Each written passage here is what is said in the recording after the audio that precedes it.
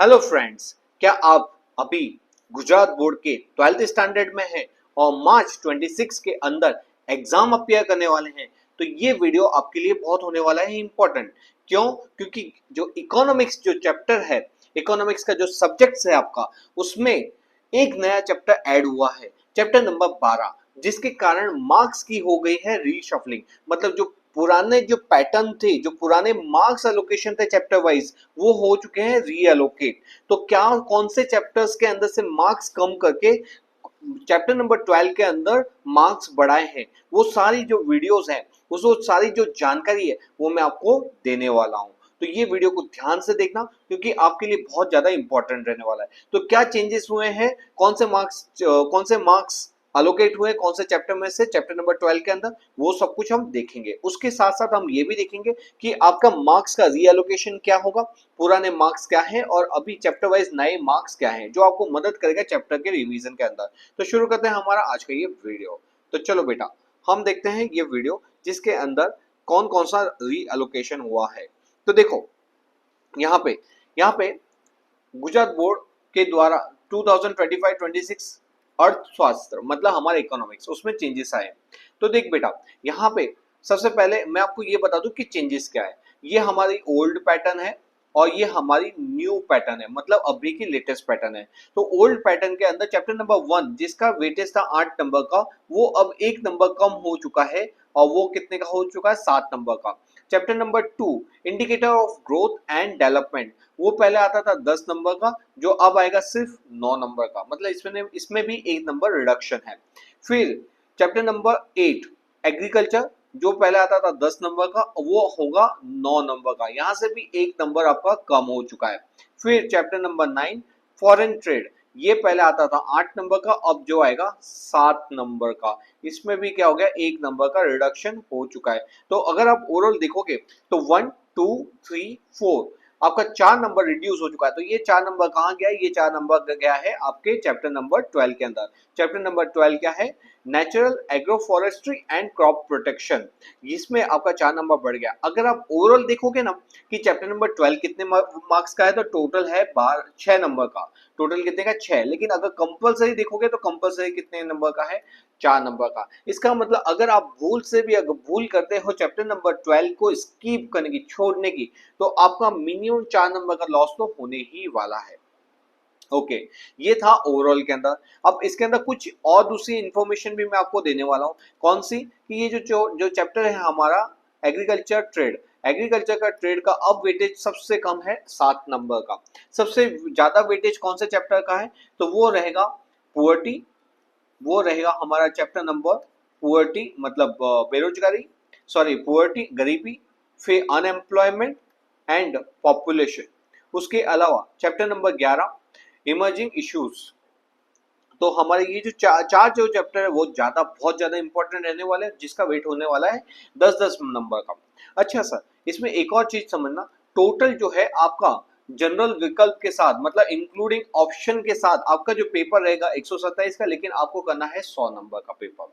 Okay, अब हम इसमें ये तो हमने देख लिया कि चैप्टर वाइज क्या एलोकेशन है। अब हम ये देखते हैं कि हमारे चैप्टर्स कैसे आने वाले हैं, मतलब क्वेश्चन पेपर कैसे आने वाला है। तो हमारा एमसीक्यू रहता है, 20 एमसीक्यू रहेंगे, एक एक नंबर के, टोटल आएगा वो आपका 20 नंबर का। उसके बाद very short answer, very short, एक एक लाइन के, दो दो लाइन के रहेंगे, 10 क्वेश्चन रहेंगे एक एक नंबर के, वो रहेगा आपके 10 नंबर का। फिर आंसर शॉर्ट्स, मतलब short answer, sorry short answer जो है वो आपका रहेगा 2 नंबर के, मतलब एक क्वेश्चन आपका 2 नंबर का है। ऐसे 12 क्वेश्चन रहेंगे, कंपलसरी करने होंगे, वो आपका आएगा 24 नंबर का। अच्छा, इसमें से एक चीज बता दो, ऊपर में कोई आपके पास ऑप्शन नहीं था, मतलब वो कंपलसरी नीचे कहते हैं 20 में से 20 ही अटेंड करने, 10 में से 10 करने। लेकिन यहाँ पे मिलेंगे आपको 16, जिसमें से आपको करने हैं सिर्फ 12, मतलब 4 आपके पास एडिशनल क्वेश्चन रहेंगे ऑप्शन छोड़ने के लिए। और हर एक का वेटेज कितना है, 2 नंबर के हिसाब से 24। नेक्स्ट है लॉन्ग आंसर। लॉन्ग आंसर के अंदर टोटल आपको वैसे तो 10 क्वेश्चन मिलेंगे, लेकिन आपको करने सिर्फ 3 है, सॉरी करने सिर्फ 7 है, और छोड़ने हैं आपको 3 ऑप्शन मिल जाएगा छोड़ने के लिए। इसका वेटेज कितना रहेगा, 3 नंबर एक सब्जेक्ट के लिए। तो यहाँ पे 7 मल्टीप्लाई बाय 3 करेंगे तो 21 नंबर का इसका वेटेज रहेगा। लास्ट है very long answer. Very long answer के अंदर 7 क्वेश्चन होंगे, जिसमें से 5 क्वेश्चन करने हैं, मतलब 2 क्वेश्चन आप स्किप कर सकते हो, और इसका वेटेज रहेगा 5 क्वेश्चन, हर एक 5 नंबर का रहेगा और हर एक क्वेश्चन का वेटेज 5 नंबर है, मतलब टोटल कितना रहेगा 25 नंबर का। आप इसका टोटल करोगे तो आएगा आपका टोटल 100 मार्क्स का ये पेपर। ठीक है, तो हमारा बोर्ड का पेपर 100 नंबर का रहेगा, जिसके अंदर ये इसका बाइफर्केशन था। इसमें मैंने एक और चीज की है, टाइम ड्यूरेशन की। मतलब अभी से आपको ये प्रैक्टिस करनी है कि हमको एक क्वेश्चन के अंदर कितना मिनिमम टाइम लगना चाहिए, सॉरी मैक्सिमम कितना टाइम लगना चाहिए। क्यों? क्योंकि इकोनॉमिक्स का जो पेपर अधिकतर ये देखा गया कि बच्चों के मार्क्स इसलिए नहीं आते क्योंकि वो अपना टाइम पे पेपर कंप्लीट नहीं करते, उनको यही नहीं मालूम पड़ता कि कौन से के लिए कितना वेटेज दें। तो ये भी बहुत ज्यादा इंपॉर्टेंट है आपके मार्क्स स्कोर करने के लिए। तो सर ये देखो, एमसीक्यू जो रहता है आपका, वो आपका मैं सोचता हूँ कि आपको एक एमसीक्यू करने के लिए 1 मिनट से ज्यादा नहीं लगनी चाहिए। तो आपके 20 एमसीक्यू के लिए 20 मिनट है, मतलब एक एमसीक्यू के लिए 1 मिनट से रहेंगे। फिर वेरी शॉर्ट आंसर, ये एक एक लाइन के रहने वाले हैं, एक एक दो दो लाइन के। आपको क्वेश्चन पढ़ते जाना है, इसको सॉल्व करते जाना है। 10 क्वेश्चन रहेंगे और इसके लिए आपको मिल सकते हैं 15 मिनट। ये देखो, ये सबके इफ्स एंड बट्स में जाते हैं। दूसरा, मे बी ये हो सकता है कि आपको एमसीक्यू करने में और वन शॉट के अंदर जो 35 मिनट्स है, मे बी आप यहाँ पे इसको 30 मिनट्स के अंदर कंप्लीट कर दो। अगर आप यहाँ पे जितना नंबर मिनट्स आप बचाते हैं, वो आपको हेल्प करता है आपके आगे वाले क्वेश्चन के अंदर, मतलब जो बड़े क्वेश्चन से लार्ज लॉन्ग आंसर और वेरी लॉन्ग आंसर, उसमें आपको वो क्या करेगा, मदद करेगा। तो यहाँ पे आपको अंदाज से 30 टू 35 मिनट्स के अंदर ये क्वेश्चन हो जाना चाहिए। कौन सा? और ये सबसे ज्यादा स्कोरिंग होता है, क्योंकि यहाँ पे डायरेक्ट आपको एक नंबर, मतलब आपने अगर परफेक्ट आंसर लिखा पूरे पूरे नंबर मिलेंगे। तो ये जो 30 नंबर का जो मार्क्स है, 30 मार्क्स का जो ये रहेगा क्वेश्चन, इसमें से आपको कितने में कंप्लीट करना है, 30 मिनट्स से लेके 35 मिनट्स के अंदर इसको कंप्लीट करना है। उसके बाद नेक्स्ट है आपका शॉर्ट आंसर। शॉर्ट आंसर ये जो है आपके 12 क्वेश्चंस होंगे, जो आपके दो दो नंबर के रहेंगे, जो टोटल आपके 24 नंबर के रहेंगे। इसको मेरे अंदाज से आपको 40 मिनट्स में कंप्लीट करना है, मतलब अंदाज से 30 मिनट, 3 से 3.5 मिनट्स आपको लगाने हैं। 3 से 3.5 मिनट्स का मतलब होता है आपको ये 35 से 40 मिनट्स के अंदर ये भी कंप्लीट करना है। 35 मिनट से लेके टू 35 मिनट से लेके 40 मिनट्स के अंदर आपको इसको भी कंप्लीट करना होगा। ओके, तो यहाँ पे आपको 24 नंबर का कंप्लीट हो जाता है। अप्रोक्सीमेट टाइम अगर हम देखेंगे तो ये आधा घंटा और ये हमारा 35 मिनट्स, मतलब कुछ सवा घंटा निकल गया है। ओके, उसके बाद आते हैं नेक्स्ट क्वेश्चन के ऊपर, लॉन्ग आंसर।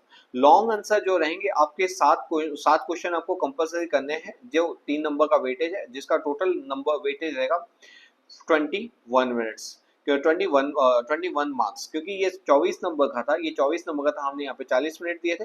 ये हमारा टोटल 21 नंबर का, इससे 3 नंबर कम है, हमारे यहाँ पे 5 मिनट हमने क्या किया है, क्योंकि थोड़े से लंबे आंसर रहते हैं।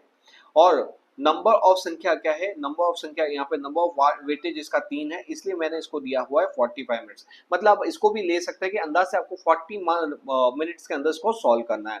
तो यहाँ पे भी एक क्वेश्चन में करने में कितना मिनट्स लगेगा, आपको 6 से 7 मिनट लगना चाहिए मैक्सिमम। 6 टू 7 मिनट्स आप लगाओगे इसको सॉल्व करने के लिए। तो ये भी हमारा क्या रहेगा, 35 से 40 मिनट्स, सॉरी 40 मिनट से लेकर 45 मिनट्स के अंदर, क्योंकि आप क्या करोगे, 2-3 मिनट ऊपर नीचे लेकर चलोगे। Next, very long answer. Very long answer कितने हैं, आपको 5 क्वेश्चन करने हैं, जो 5 नंबर का रहेगा एक क्वेश्चन। ठीक है, तो टोटल आपका कितना हुआ, 25 मिनट्स का रहेगा।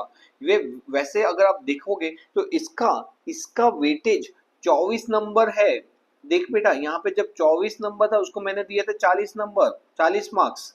लेकिन ये ही यहाँ पे ये 25 नंबर का, ओवरऑल 25 नंबर का, लेकिन इसका वेटेज कितना दिया हुआ है, 60 मिनट्स का दिया हुआ है। ऐसा क्यों दिया हुआ है, क्योंकि यहाँ पे क्या होता है, बच्चे यहाँ पे मार्क्स करते हैं, बच्चों के डाउन जाते हैं, तो लॉन्ग आंसर वो प्रॉपर उसको ड्राफ्ट नहीं कर पाते, प्रॉपर नंबर ऑफ पेजेस में उसको लिख नहीं पाते, जिसके कारण उसके ओवरऑल मार्क्स हो जाते हैं कम। इसलिए आपको ये बहुत अच्छे से डेफिनेशन, उसके पॉइंट्स क्या है, और उसको प्रॉपर एलोबरेशन करना पड़ेगा, और उसका कंक्लूजन भी लिखना पड़ेगा। इसलिए यहाँ पे आपको कितना टाइम लगता है, यहाँ पे आपको अप्रोक्सीमेटली 60 मिनट्स, मतलब 1 घंटा आपको इसके लिए देना पड़ेगा, ये वाले पार्ट के लिए। ठीक है, और यहाँ पे मैं समझता हूँ कि आपको अप्रोक्सीमेटली 12 मिनट्स तो जानी चाहिए एक क्वेश्चन के अंदर। तो ये आपका क्या रहेगा, ये आपका 1 आवर का रहेगा। अगर आप टोटल करोगे तो टोटल आपका 180 मिनट का ये चार्ट पैटर्न रहता है। एक इंपॉर्टेंट चीज मैंने आपको जो बताई नहीं वो भी बता दूं, आपके इस बार से कंपल्सरीली आपका एक है ना क्वेश्चन रहेगा, क्वेश्चन नंबर 5 के अंदर, जो 5 नंबर का, इसमें एक क्वेश्चन कंपल्सरीली क्या रहेगा, जिसके अंदर वो आकृति, मतलब आपका डायग्राम, या तो विश्लेषण मतलब कि इवैल्यूएशन करना, मतलब आपको कंक्लूड करना, आपको कोई डायग्राम दिया होगा, आपको कोई टेबल दिया होगा, उसको आपको इवेल्युएट करना है कि इसके अंदर आपको क्या दिख रहा है। जैसे पॉपुलेशन के ऊपर पॉपुलेशन बढ़ रही है, घट रही है, उसके क्या कारण थे, क्या कारण नहीं था, उसका पूरा कंक्लूजन लिखना है। इस तरह से एक क्वेश्चन इसके ऊपर रहने वाला है। मैं बाद में अपने चैनल के ऊपर दिखाऊंगा आपको कि इसके अंदर कैसे इस प्रकार के क्वेश्चन को किया जाता है। सबसे अच्छी बात ये होती है कि ये क्वेश्चन ज्यादा लंबे नहीं होते। दूसरा, इसके आंसर शॉर्ट एंड स्वीट होते हैं। अगर आपने परफेक्ट आंसर लिखा हुआ है, टू द पॉइंट लिखा हुआ है, तो आपके ये रोकड़ा नंबर होते हैं। ओके, तो ये था हमारा 2026 की चार्ट पैटर्न, जिसके अंदर हमें ये दिखा कि यहाँ पे कैसे हमको मार्क्स को रीएलोकेट करना है। ये था हमारा 2026 का चार्ट पैटर्न। तो आप इस पैटर्न को ध्यान रखना। चैप्टर नंबर 12 टोटल कंपल्सरी 4, लेकिन as a whole 6। Okay, 4 chapter में से इसमें नंबर कम हुए, एक नंबर कम हुए, एक chapter number 2, 3 and 7 and 8। Okay, तो ये क्या था, वहां से इसका वेटेज कम हो गया है। कौन कौन सा मैंने बोला, 1 2 चैप्टर नंबर 8 9, 1 2 8 9, 1 2 8 9, वहां से क्या हुआ, वहां से उसका एक नंबर कम हुए और चैप्टर नंबर 12 के अंदर एक नंबर बढ़ गए। दूसरा, अभी से आप क्या करो, इकोनॉमिक्स की प्रिपरेशन चालू कर दो। थोड़ा थोड़ा थोड़ा रोज रोज की रोज पढ़ते रहो, जिससे क्या होता है, इकोनॉमिक और बीएसटी जो चैप्टर है, सब्जेक्ट्स है, वैसे लगता बच्चों को थियरी है, लेकिन मेरे बहुत सारे स्टूडेंट्स हैं जो इसमें 90 मार्क्स ला रहे हैं। इसका मतलब क्या हुआ कि ये स्कोरिंग आप बना सकते हो अगर आप इसको डेली रूटीन में थोड़ा थोड़ा रोज पढ़ रहे हो। इकोनॉमिक्स कंसेप्ट बेस्ड चैप्टर है। मैं अपने इस चैनल के ऊपर बहुत सारे वीडियोस रखते जा रहा हूँ जो आपको मदद करेगा कंसेप्ट को लर्न करने के अंदर। तो आप भी क्या कर सकते हैं, इकोनॉमिक को स्कोर कर सकते हैं। आप चाहो तो मेरे चैनल पे जाइए, वहाँ पे इकोनॉमिक्स 12th इकोनॉमिक्स के अंदर देखिए, बहुत सारे वीडियोस मिलेंगे जिसके अंदर मैंने डायग्राम फॉर्म के अंदर, नोट्स फॉर्म में चैप्टर को एकदम सरल और इजी बनाया, जो आपको मदद करेगा चैप्टर को अंडरस्टैंड करने पे। ओके, तो अगर ये वीडियो आपको यूजफुल लगा हो तो अपने सारे फ्रेंड्स के साथ भेजिए, ताकि उनको भी मालूम पड़े कि नेक्स्ट 2026 की पैटर्न क्या रहेगी। ओके, और साथ ही साथ चैनल को लाइक और शेयर सब्सक्राइब जरूर से करें। चलो मिलते हैं हम नेक्स्ट वीडियो में, टिल देन बाय बाय।